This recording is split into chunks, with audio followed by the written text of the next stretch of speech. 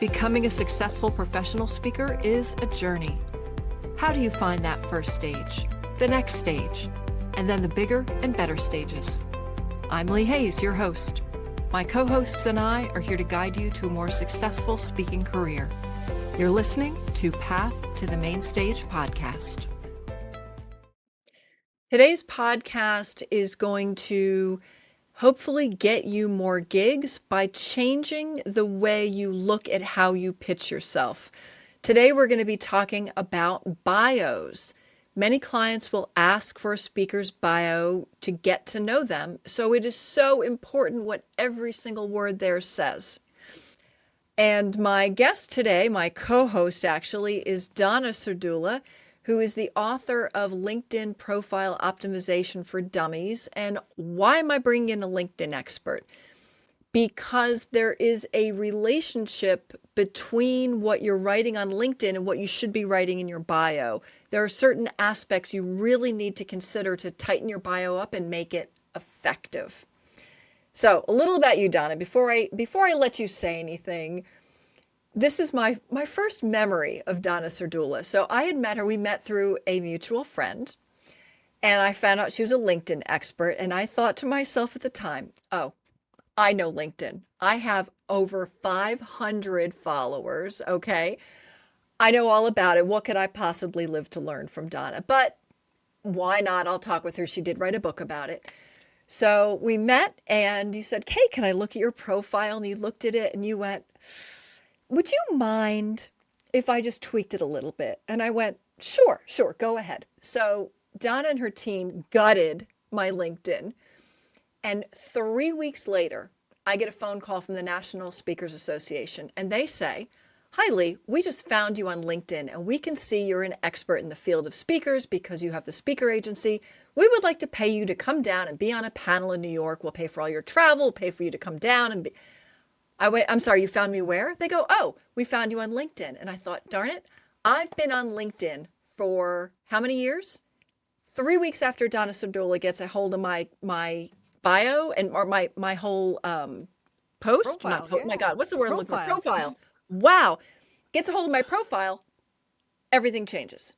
And that was the beginning of me realizing how powerful LinkedIn is, but how powerful it is to say the right things about yourself. So bios are so important, and I'll get ranting about bios in a minute, but I just want to say hi. Thank you so much for coming here today, Donna. Lee, it's awesome to be here. Thank you so much for inviting me to co-host with you. This is so much fun. And I mean, we've known each other for, oh my goodness, well over a decade at this point. And what I remember is when we first started to work together, I remember you sent me an email and in it was your actual first name, which is two names. And I remember my husband said, "Are you sure you want to be working with someone you just recently met?" And blah, blah, blah. And I said, "Her name is Lisa Ursula," which is my sister's name and his sister's name. So Lisa and Ursula. And I took that as a sign from the universe.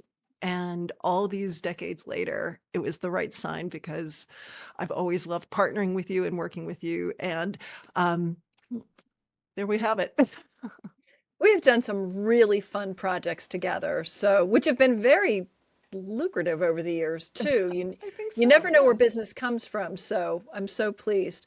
It's the two brains. When we put our brains together, good things happen. Exactly. So, all right, let's jump in here and get some meat for people. Before we jump into, excuse me, bios specifically, talk to me a little bit about LinkedIn because that's your world. Why should a speaker be on LinkedIn? It's a great question. And I think there's a lot of different social media outlets now. And it's like, why LinkedIn? Well, LinkedIn is the place for business. It's the place for professionals. That has not changed. And, so many event organizers, planners, they're on LinkedIn. It's their place to go to connect. It's where their network is. And it's more than just a social network. It's a search engine. And so, for many, many people out there, if they need someone, if they need a service provider, if they need to find someone who has a certain level of expertise, they're not just going to go to Google because Google turns up everything. They're going to go to LinkedIn because LinkedIn will turn up that person, and that's what they're looking for. So it really cuts through in a way that nothing else really does. And what I found very interesting is I'm going to use the example of Jesse Cole. So Jesse Cole has a Savannah Bananas. They have over 20 million followers on various platforms. Jesse himself has fewer than 200,000 on LinkedIn. He gets speaking leads off LinkedIn on a regular basis. Nobody writes from TikTok and says, we want you to speak. It's just, I mean, TikTok's fabulous, but it's a different sort of media. But LinkedIn is where people say, I follow you. I feel like I know you as a professional. Oh, and I want to hire you. Yeah, So, in a way, if you think about it, right? Like TikTok is consumer to consumer. And oftentimes we think of, oh, well, how about business to business? Well, how about consumer to business? That's LinkedIn. It's C2B. It's where you as an individual can find, the businesses that need you and want to work with you. all right. So now we know why LinkedIn. So let's dig a little deeper. Again, I want to just touch on LinkedIn a bit before we dive further into bios because there's such a relationship there. But give me a few tips. What are some things that speakers should be doing on LinkedIn? And then after that, I'd love to get to a few mistakes people make. But what Yeah. should they be doing? What are some items that should be there on their profile? The LinkedIn profile, so many times people look at it and they just say, oh gosh, this is overwhelming. Let me copy and paste something I already have, or let me just go to AI and just have something, spit out. And the problem with that is it's not thoughtful, it's not strategic, and it's really not done in the manner where they're thinking about their audience and what the audience needs to know about them. But also, if the audience is looking for them, how are they going to be found, right? What are those keywords that a person might be using? So all of these things need to be considered before anything takes place on the profile. But ultimately what you want to do is look at that profile almost like a portfolio. Do you state very specifically and very deliberately who you are and what you do, how you help and why it matters, and what you stand for? Those nuggets need to be in your profile. You need to be very clear. Who is that target audience? What do they need to know about you? What's going to excite them? What's going to make them really want to work with you, want to reach out? So that's something to keep in mind. There's also a lot of areas now for imagery. So, really showcase that you are, in fact, a speaker. Have pictures of yourself on stage and speaking. We want a person to look at your profile and almost immediately know exactly who you are and what you do. So if there was something, if you said right now, if you're on LinkedIn, you're a speaker, before anything, we're going to obviously go deep, but if there was like one thing that they should fix first, what would be the Mhm. first thing you'd have them look at? I would have them look at their background graphic. That's the very first thing. I want something that really showcases them as a speaker. And so having a picture of you up there on stage, that's a great first step. Make it so a person immediately knows. They don't even have to read a word. They see the image, they know.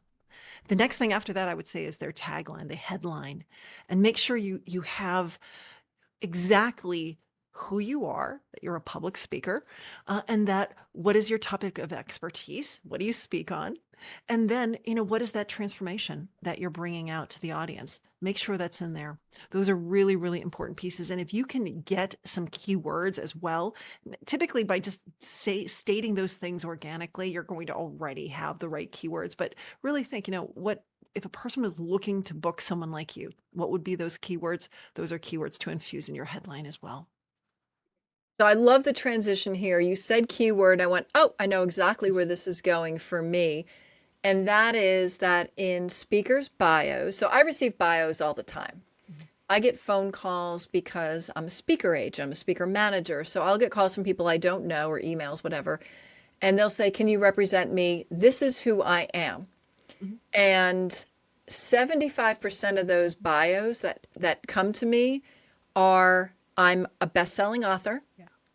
in-demand speaker, globally recognized, and other what I'm calling empty things. So pretty much anyone who's ever written a book can be a best-selling author, because on Amazon there are so many micro categories that if you sell, I understand you can sell 10 books and be a best-selling author if you Yes. hit it just right on just the right category and just the right day. So to lead with, I'm a best-selling author, I think is a horrible thing to lead with, because you just talked about keywords to find, and I'm thinking about keywords for a bio. But if your keyword is the same as everybody else's, Mhm. that doesn't help you stand out. So I'm going to jump back into bios in a second, but what are some of those maybe same things on LinkedIn? What are keywords that are going to help you get found, but not be so vanilla that everyone has the same Yeah. ones? And I think it's finding that balance, a credibility marker and what is a true unique keyword, right? So those are two different things. And there could be, I mean, it could be that a person is searching for, that best-selling author to speak at their event. But if that's the situation, I mean, they're looking at like New York Times bestseller. They're not Yeah. just looking for bestseller. So you are, in that manner, you are sort of wasting some really valuable real estate. So think more in terms of your subject matter, think more in terms of your topic, think more in terms of, that transformation that you're bringing. That's really where you want to focus, because that's what's going to allow you to get found. Because a lot of times, those who are organizing these events, who people who are looking to bring a speaker on, they already know what that topic is that they want. They just need to find now that perfect speaker that's going to fit in that slot. So if you can really articulate, exactly what you're doing, what you're speaking about, and that change that it brings, you're going to get tapped, you're going to get found. You bring up such a good point about when we were just talking about the best-selling author. You're right. If you were a New York Times best-selling author, if you were a Wall Street Journal best-selling author, Mhm. if you're a USA Today best-selling author, that will pop. But Yeah. you're right. Amazon best-selling author, sorry, unless Mhm. you are a perennial Amazon best-selling author, or, on bestseller list for 50 weeks or 13 weeks or something that Yeah, shows but even then, they're not searching for that. they're not searching for that. They're not Right. searching for that. So I do feel that we want to get clear on exactly our topic of expertise. What is it that we're speaking about? And, if a person was looking to find us, what would they be searching for? Again, I go back to, it's going to be more about the topic rather than the credibility marker. Okay, beautiful. So credibility markers, just explain that term to me for a second. What is a credibility Yeah. marker? So a credibility marker would be a lot of those things that you said: best-selling author, CEO. What did they do that's so impressive that a person should pay attention to them? Right. So what are those things that they've done that separate them? What enhances their credibility? And those are great things, Lee. Those are great things to have. And we do want to have them in our LinkedIn profile, because it does say, hey, this is why you should I'm have me on legit, stage. right? I'm legit, right? I've got the credibility. And those are things are important. But again, they should be very unique to you. And they may not necessarily be the things that a person is searching for. So what I'm hearing, and this is what I like to encourage speakers to do, is that the first line of a bio needs to be what you're bringing to the audience, right? Because so often, again, got to remind speakers, a bio is not about you. It's partially about you, but it has to lead with what's in it for them, Yeah. right? Because if I'm looking for a speaker, I know it's very nice that you're married and you have 2 dogs and 3 kids and you live in the suburbs, but that doesn't help me. So I want a bio to lead with what's in it for me, your area of expertise that's going to enhance my event. Yeah. Think of it as a hook, right? And an attention getter, something that says, oh, this is the person. Oh my gosh, think of what they're going to do to the audience, what that audience is going to get out of it. This is absolutely the person that we need to have out there on the stage. It has to catch their eye. It has to really bring them in. And like you said, what's in it for the audience? What are they going to get out of it? All right, so we've got a hook. Now I know when you walk people through how to do a LinkedIn profile, and this is going to absolutely relate to how to do a bio, we had talked about there are 5 questions to ask yourself. Mm-hmm. What are some of the things the author of the bio, the speaker themselves, should be asking themselves when they're writing their Oh, bio? absolutely. This is the first question. Who is your audience and what do they want? What do they Yeah. need out of you? What is it that they're looking for? What is that transformation that they are looking to get? We need to know that. We've got to hammer that out ahead of time. Who is your audience and what do they want? And then what is your unique perspective? What is your expertise, right? That's exactly what we've been talking about. What is that subject, that topic? What is it that a person's saying? They might be saying, oh, wait, I want to bring someone who can speak about, there we have it. What is it that you speak about? We then want to get into what is the ultimate takeaway that you want your listeners or your attendees to gain from your talks, right? Like what are they taking away? When they leave, what remains with them? What sticks with them and really shows that you've changed them in some way? What is that takeaway? I also like to think in terms of a story, right? Like, what is that one story or that one achievement that defines you? What have you experienced that is so different from anyone else that a person will see it, they'll read it, they'll say, yeah, this is somebody. And maybe that could be the best-selling author piece, but we're not going to lead with it at the very top. We're going to weave that in and show the texture and show that credibility. But again, that's going to go a little bit lower. And then, I really like to also have that little Easter egg, right? That little one quirky, memorable fact that is going to separate you as well. So it's not just a story, but just something crazy, something different, something a little unusual. That too is something to include in that bio because that could then start conversations later on, right? That planner might call you up and go, "Hey, I just saw that you were a leap year baby. That's interesting. Let's talk." It's just a something to talk about. So there you have it. Those are 5 questions to think in terms of. So I'm going to be mean here and jump out of left field. What's quirky about you? Going back to what I had just said, I am married to a man who's only had about 12 birthdays. Oh, he's a leap year baby. He's a leap year baby, yeah. Wow. Isn't that That's crazy? okay. So I've just got to ask, how do you only celebrate every 4 years, or is every 4 years a special celebration? This is Every interesting 4 years is a huge birthday, a huge, huge, huge, huge birthday. But we do celebrate on February 28th, and we'll have a little something for those in between years. All right, but you said a cool quirky thing. So Yeah. you live with a man who's 12 years old. Who's had 12 Well, birthdays? he's not 12 years old, but he's only had 12 birthdays. 12 birthdays. Okay. Well, interesting. It's funny when I first meet people and because the standard question is, right, how'd you get into this business? And my answer is unemployment. And they're like, Mhm. that's a little different. But yeah, I got into this business because I was losing my job and had nothing better to do. And then it turned out to be the best business ever, working with speakers. I love working with speakers. So, but definitely different. All right. So now we know that the first line, the coming out, has to be the hook. It's what's in it for the audience. So that's the first line.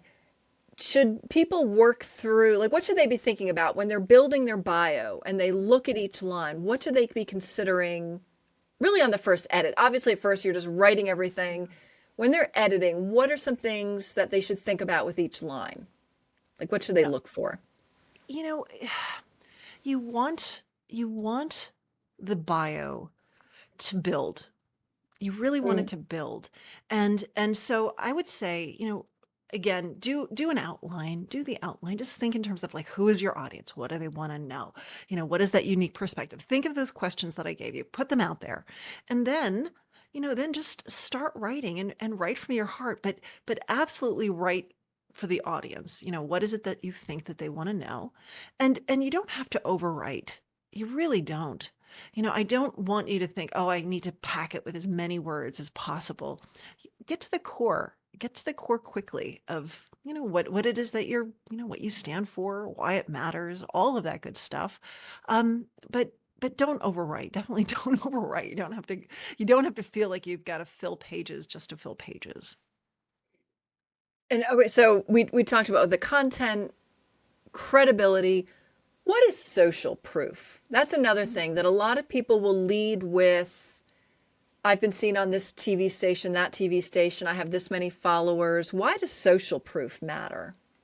It is about quantity, isn't it? At the end of the day, it is. How many people do you have in your audience? If you do post, what's the likelihood of people seeing it? Will you draw in an audience? I mean, these things are really, really important in today's day and age. And I do feel that it does make a difference. I mean, for years it was always, oh, it's the quality, it's not the quantity. But if you can get both, I that's think what's it's going to both. differentiate. Now, people do ask, depending on the event, they will ask how many followers does the speaker have? Because their perception is that if a speaker has more followers, they'll get more people to their event, which, sorry to say, event planners, generally that's not the case. Because if a speaker just puts out a post, I'll be at such and such an event, it doesn't mean everyone's going to suddenly buy a ticket to go to that event, right? It's so, but that is a perception. It is a perception that if this speaker throws one post up about our event and they have X million followers, those people will come. But I think this, again, to me, is why your target market is so important. If your market has nothing to do with the Yeah. audience, then there's no relationship. Yeah. If you really focus on one thing, oh, all my followers are home service people, I'm really into blue collar, and now you start pitching CEOs of tech, Mhm. right? Your audience is not going to relate to them. So I think numbers matter, but people do look for social proof. I guess that's my very Yeah. round the way thing of people say they do look at numbers, but like you said, quality matters as well. It's not just that you have lots of people, but that they make sense for you. Yeah. Well, there's also that do as I say, not as I do type of situation where if a person is out there saying, "Hey, I belong on the stage and I'm speaking and I've had so much success and yet I only have like, 100 connections on LinkedIn," it doesn't feel real, right? It it Mm, it definitely feels hypocritical and good point. inauthentic. So there is you do need to have that. And it's something that it's a balance, right? It's a juggling act. You have to have market. You need to have the followers. You need to have the connections. These are all things that we need as speakers to be working towards. Now, I didn't even think about that being a place where people could find inauthenticity. But that's so true. If you say, I speak in front of thousands of people, but you don't have followers, it's like, do you really? Yeah. Because nobody seems to be following, nobody seems interested. How could that be? So, really Yeah. interesting point. So, all right, I'm going to jump off bios a little bit back into LinkedIn because I think LinkedIn matters so much. How do you get followers? And is there a different way? I mean, I think you can buy followers basically, but how do you get authentic followers? Or is Have there you, a difference? well, you know, I'm sure you could buy followers. I'm sure Well, you when I say could, buy followers, you can but post ads, oh right? yeah, And yeah. gimmicks, So the first thing you want to think in terms of is, with LinkedIn, there's a difference between connections and followers. Connections is more of a quid pro quo. It's a back and forth. It's me saying, "Hey, Lee." Will you be my first degree connection? And you're saying, yes, I'd love to invite you into my network. And now I've asked, you've accepted, and now we're these, we're first degree connections.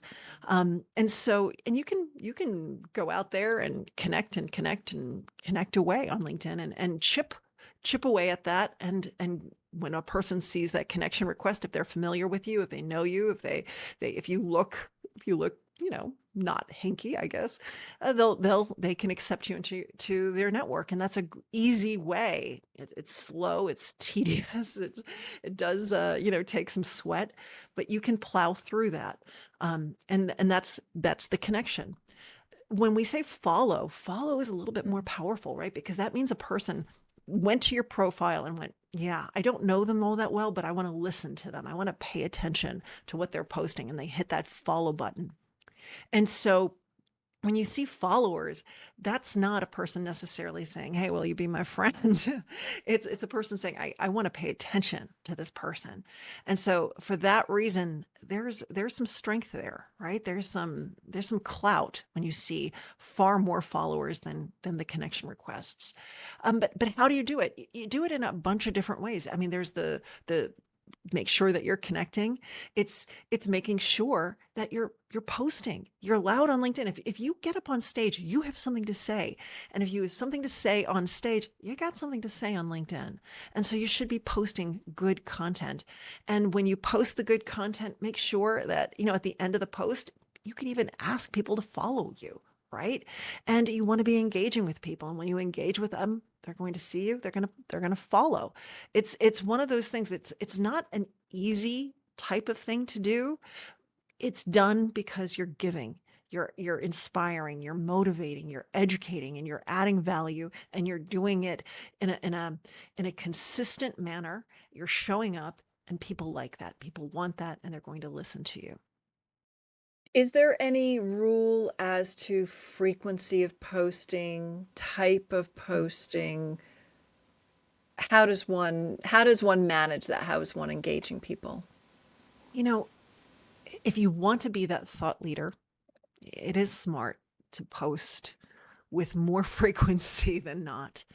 It's also really hard to do, right? It's not easy to come up with great quality content every single day. But it is something that I think for speakers, you really should be thinking about. If you can't swing every day, can you do it twice a week? Can you do it 3 times a week? Do it twice a week. Can you do it once a week? I wouldn't go much past that. Once every 2 weeks, you're just not going to get the momentum that you need. So I would actually challenge anyone who wants to be a speaker. You need to be posting at least once a week. Okay, and now I want to talk about one of my pet peeves on LinkedIn. Mhm. And that is when people ask me to connect, I go to their profile. I look at who they are. So this is circling a little bit back to the bio, right? I take a look at who is this person and do I feel it makes sense? Because I know there's a limited number of connections too, right? 30,000. Oh, is it 30,000 now? Oh my It's goodness, quite it's grown. high. It's Oh, quite okay. I high. think it used to be like 5 or so. I mean, it used to be low. I had speakers that hit that ceiling Mhm. and couldn't connect anymore. But this is years ago. I'm aging myself.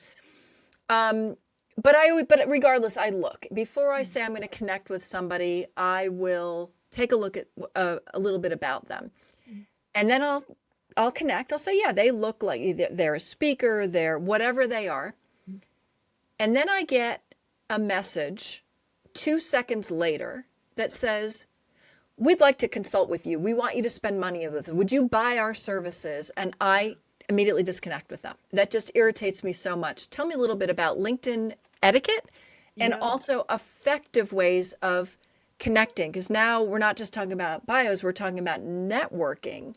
How Yeah. should that be done? And am I being oversensitive that I don't like people selling to me within 2 seconds of accepting? Or is that the way to do it on LinkedIn? They call that a pitch slap. and and Oh my gosh, that's my word of the day. Pitch slap. Okay. that's a pitch slap right there. You know, here's the thing, right? Everyone wants to go on LinkedIn because they want sales, right? They want a job, they want something, and that's why they go. And they want to automate it in a manner where they don't have to do anything. It just sort of drops in their lap. And so, they purchase these bots or these automation tools, and they do that. They just send out, connection requests. And then when you hit yes, then at that point, there's an automation that says, pitch them this and wait 3 days and pitch them that. Um, it has to work, right, Lee? It has to work. They keep doing it. There must be some type of good result. But with that good result does come the opposite, which is you do tend to upset a lot of people along the way. So it may work a fraction of the time, but a much larger portion, people may not like it, And so it's one of those things where you have to decide, what works for you. What do you want to do? It's not my favorite way. I've never been one for automation.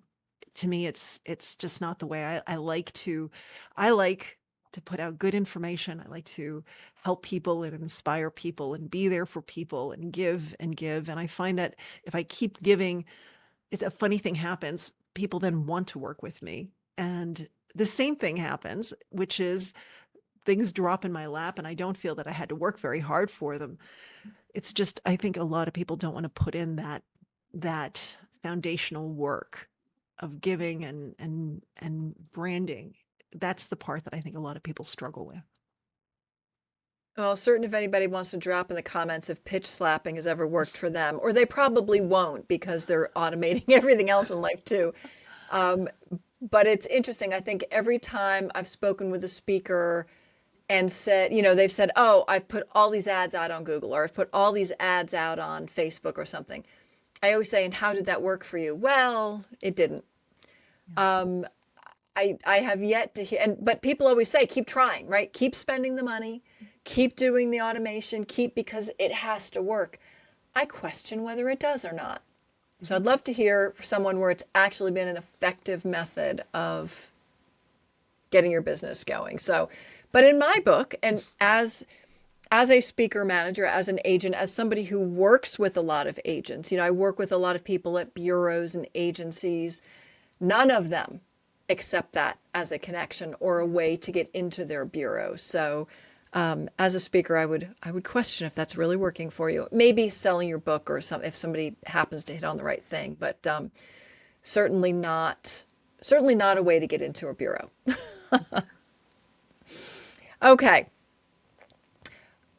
I want to get a little more connection again between LinkedIn and bios. And I know there's one line you mentioned, sort of like a tagline or a title. What is that line? And how can we use that outside of LinkedIn? Sort of like let's call it a pitch line or something. How does that work? And where can we use it? Yeah, so LinkedIn has the headline, and that's at the top of your profile, but it follows you. It follows you everywhere. So if you do post on LinkedIn, you're going to see a person's name, you're going to see their picture, and you're going to see that headline. So it really does follow you. And so think of it like a headline in a newspaper. It should get your attention. It should compel you to want to read more about this person. It's also really sensitive for search. So the more keywords that you put in there, and closer to the start as opposed to the end, your profile should pop up in those searches that contain those keywords. But if we think about it, this is like your brand statement, right? It's something that you want to be known for. You want people to sort of make that connection. Oh, whatever it is your expertise is. Oh, that's Donna, that's Lee, that's whoever's listening. And so it is a great way of saying, okay, this is my tagline, and let me use it. Let me use this throughout. And maybe the way you want to think about it is, with the LinkedIn headline, you might want to have more of like, who are you? What are your keywords? And then at the end, that's where you can have that benefit statement or that brand statement. And that's something that you can have throughout all of your marketing materials. Maybe wherever you have your name, there's that brand statement. And it's a great way of tying everything together and making it very cohesive. And I think that type of tagline can also be used in networking. how many times have you been at an event, right? Somebody comes up and says, "What do you do? Who are you?" And I think you need to have your pitch line. Mhm. You need to think about that already, especially if you're a speaker, because you're always selling, right? When somebody says, "Who are you?" and you start just jammering on, but they don't know in that first line that you're a professional speaker Mhm. and what your area of expertise is, you might be losing opportunities because you never know. You could be, there's some events where the event is a place to get other stages. Many stages beget stages. Yeah. And I've been to like IMAX and national speakers, other places where there are people in the audience who are hiring speakers. Mhm. And if you get that opportunity to tell someone about yourself, right, you're not giving them your whole bio, Mhm. you're giving them the tagline. Yeah. And I think literally that tagline that's at the top of your bio that says, "This is what you're looking for and how I can deliver it in a charming way," Yeah.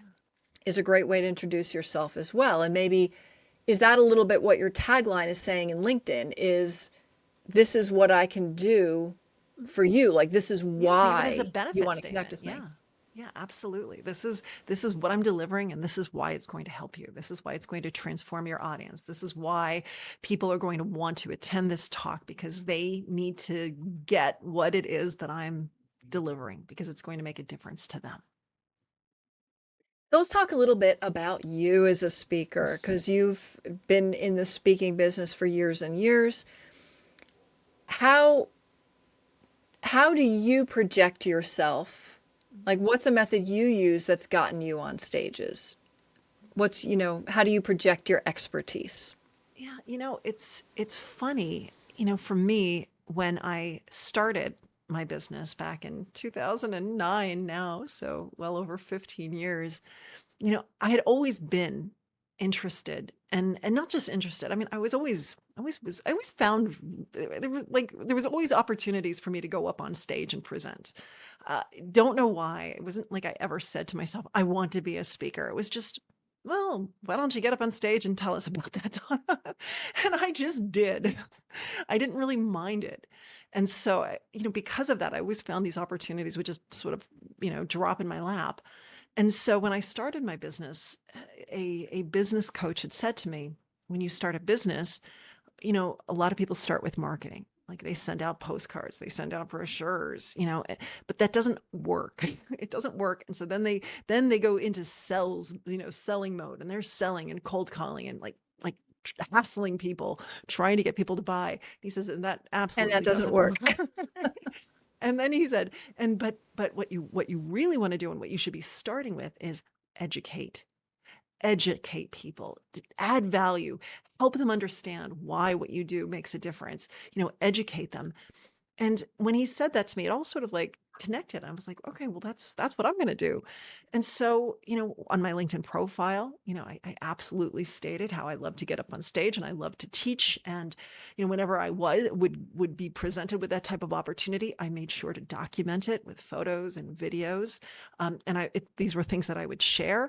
And then I just kept it moving. It just seemed like once you got on one stage, you could get on another stage and people would remember what you did and they would talk about you.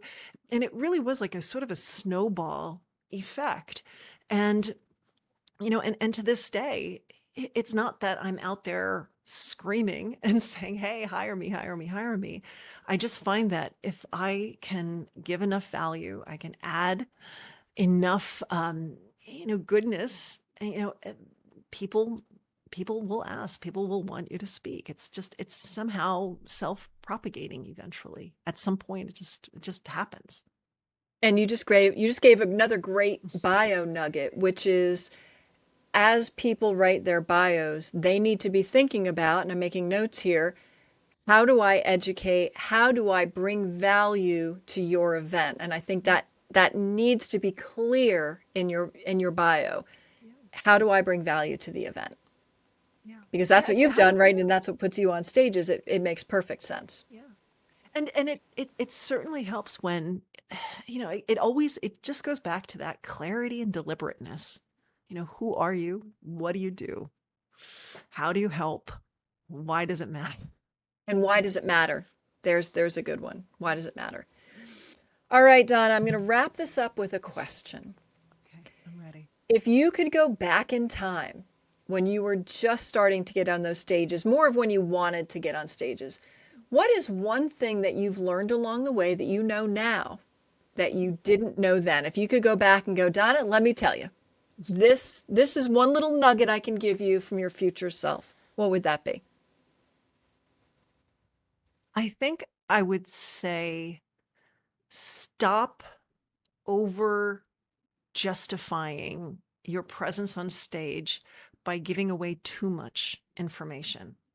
I think back in the day, I avalanched the audience with so many tips and tricks and ideas and help and training that I think w- now looking back and what I have learned is you just need to have just a couple mic drop moments. You don't need to fill the entire hour with mic drop after mic drop after mic drop, because after a while people don't remember half of them, or even most of them. So absolutely have certain value points that you absolutely want to deliver, and and and make yourself relatable and help the audience relate through stories. That's what I would say back, looking back at what I did in the very beginning. That's what I would change. Well, very good advice. And again, advice you can put on your bio is just a few mic drops, how you're going to help, and you're going to get on more stages. Thank you so much for joining me today, Donna, co-hosting my show with me. I appreciate it, and hopefully we'll see you again soon. Absolutely. Thank you so much for having me. Thanks for listening to Path to the Main Stage. If you enjoyed the show, please subscribe wherever you get your podcasts. And for full video episodes, check out YouTube. If you want to be a successful speaker, you need to make it happen. My co-hosts and I are here to help guide you. But if you need more help, please check out pathtothemainstage.com where we can connect. And until next time, keep sharing your voice, keep showing up, and keep taking your path to the main stage.